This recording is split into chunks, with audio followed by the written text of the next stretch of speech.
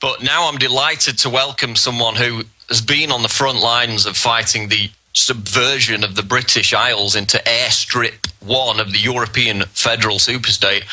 And that, of course, is Brian Gerrish, former naval officer, and, of course, now with the British Constitution Group.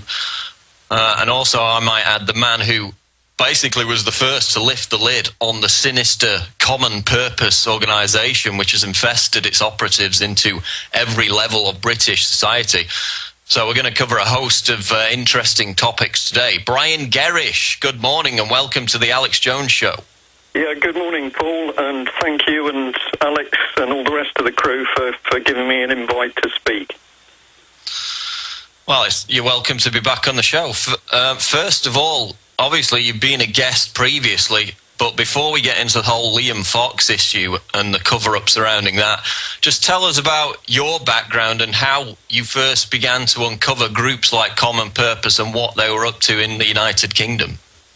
Okay, well, we'll keep it very short. I spent 21 years in the Navy as a warfare officer.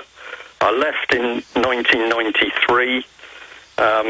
I got involved in a small business, started to become what I'll call a normal person, and then in my home city of Plymouth, which is down in the southwest of England, I started to discover massive fraud and corruption, and much of it was to do with public money. So I started to dig into that more. And strange things began to happen because essentially I started to be threatened and warned off. And I wasn't too impressed with that because I'd always believed that my country was generally law-abiding. But then things came to a head when I tried to start a little project to help give unemployed young people some skills training and some hope from the future. And it was obvious that the local elite did not want this project to happen.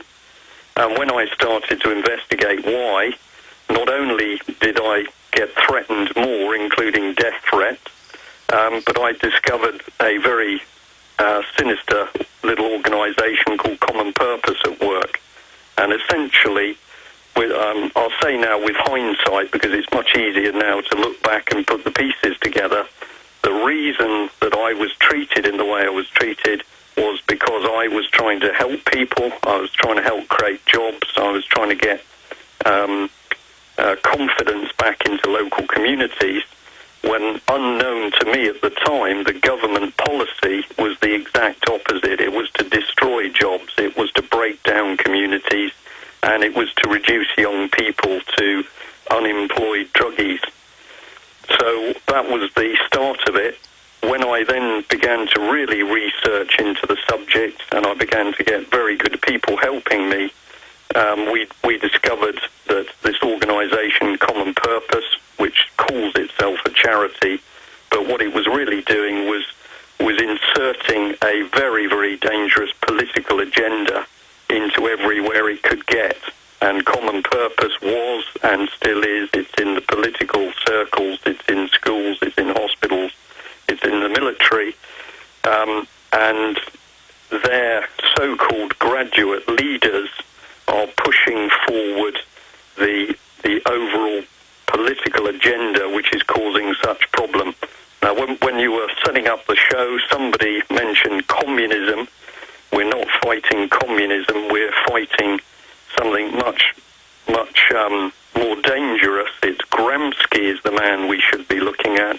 We should be looking at Saul Alinsky, and we should be looking at Gramsci, because this is Marxism, which is being imposed on America and Britain, and it's being done slowly, gently, piece by piece, in a very hidden, subversive way. But that is, in my view, is the ideology which Common Purpose is pushing. Now, a lot of these issues can be found at Brian's website, and they actually publish a newspaper which I encourage people to subscribe to, and it's ukcolumn.org. Now, for our American audience who perhaps aren't aware of this, and if you're not, then you need to be, because it's very much a transatlantic controversy, And it takes on even more prominence given the news yesterday that Britain is basically now on a war footing to support the planned US and or Israeli strike on Iran.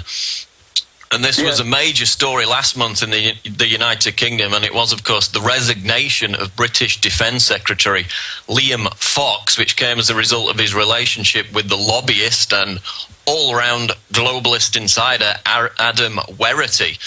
And, of course, Werrity, it turns out, was the frontman for this Atlantic Bridge group, which in itself was funded by the Israeli lobby BICOM, with Werrity actually attending government meetings side by side with the British Defence Secretary on behalf of this pro-Israeli neocon faction. Of course, it led to Fox having to resign.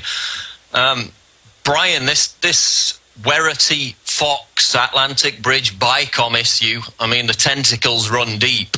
It was almost universally ignored by the British press, who merely concentrated on the fact that Fox had broke some ministerial code. They weren't interested about everything else that was going on behind the scenes. And we'll certainly get into some of that later.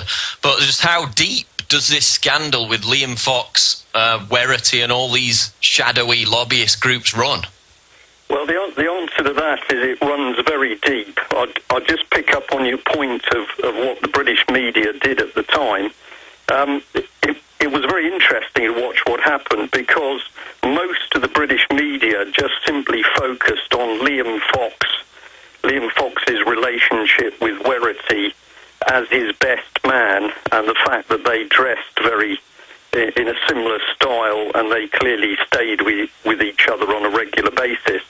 So many of the press articles focused on the fact that there seemed to be a rather interesting, and some would say unnatural, relationship between Liam Fox and his best man. But one or two papers started to dig a bit deeper.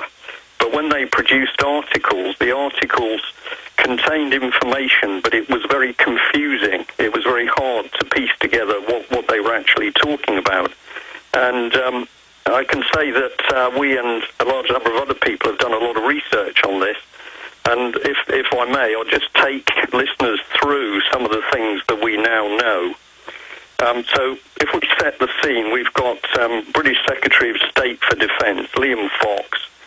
He chooses his best man as a personal advisor, and his best man actually makes out that he is a bona fide government advisor, and he then accompanies his best mate, Mr. Fox, on tours and missions around the world.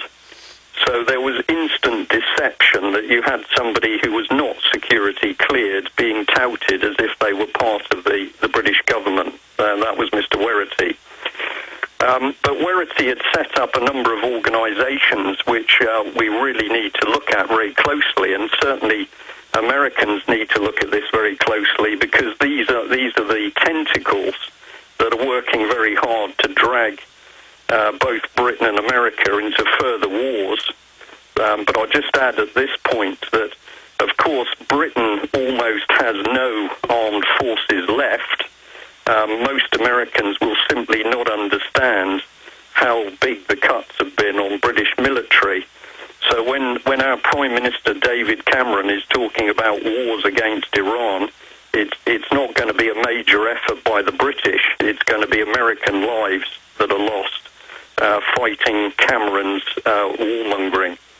But if I just bring you back to Mr. Werrity, Paul has already mentioned Atlantic Bridge, which was a so-called charity to help drive and improve relations between Britain and America. But that charity was actually closed down by the formal body in UK because it was highly political.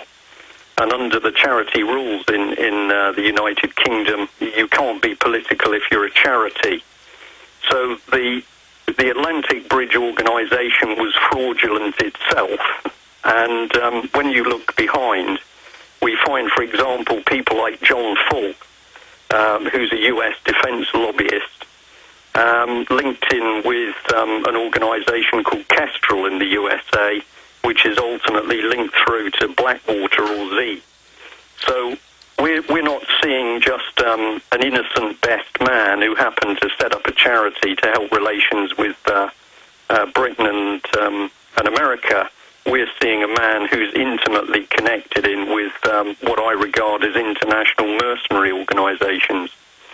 One of the papers that added a bit more was the Independent on Sunday, because they ran an article which was actually front page, and it said that Werrity, and let's remember he is the man right alongside the then Secretary of State for Defence in Britain, Mr. Fox. Their headline said that Werrity plotted with Mossad to target Iran. So what was happening at the time the Leanne Fox scandal came to the surface was that it was clear that in the background work was going on in order to help start some form of conflict with Iran. And it was very interesting that another British paper, the Daily Mail, ran some paragraphs in which it said that many officials in the Ministry of Defence in Britain were becoming very, very concerned because they knew that people were acting in a private capacity to influence defence. It's more like offence policy. And they also warned that Mossad was using useful idiots in the British government in order to help foment trouble on the world stage. So it was really quite interesting that if you did look right the way across the media, you could find a lot of information, but it was all in bits. There were other names that came forward in this scandal. One of them was Matthew Gould, the UK ambassador to Israel. He's an interesting character because he was originally the private parliamentary secretary to David Miliband. Of course, we've now got one of the Miliband brothers, Ed Miliband, who's leading the Labour Party in Britain. If we delve into his background, he comes from an absolutely dedicated Marxist family. So there's another little interesting bit. We find venture capitalists who donate £125,000 to the Conservative Party. But the real meat of it is in relation to an organisation called Pargav. And this effectively was a lobbying group that Adam Werrity had set up. And once we start to look at Pargav, we find not effectively, because it's been reported in the press, but it's been hidden. We have a Finnish-Israeli arms dealer who's worth some £2 billion. We have him connected to Pargav, and we learn that he donated £15,000 for Cameron's leadership campaign. So here we have David Cameron, who appears out of nowhere, we call him a toff schoolboy from Eton. He suddenly appears as the British Prime Minister, and now we're seeing that the type of people who funded his leadership campaign are major international arms dealers. But it gets better than that, because we can start to actually see that there are other groups involved. So there's the Thamires Investment Group, which was paying money into Pargav as well. And that company owns, it is said, about 40% of the major property in Las Vegas. Casinos, it's got property in Washington, New York, Times Square. So the people who are clustered around Mr. Werrity and therefore intimately linked with Mr. Fox are certainly major and extremely wealthy people, including arms dealers. But we can get in a little bit deeper on this, because there was also a hedge fund called CQS involved. This was also linked through a man called Oliver Hilton into Pargav, and CQS invested some £21.5 million in a high-tech firm called L3. And when Mr. Fox scrapped Britain's Nimrods, these are equivalent to the the American maritime patrol aircraft, such as the then P-3. They're the same age. But the moment those aircraft were scrapped, they cut the wings off them, they destroyed all the simulators.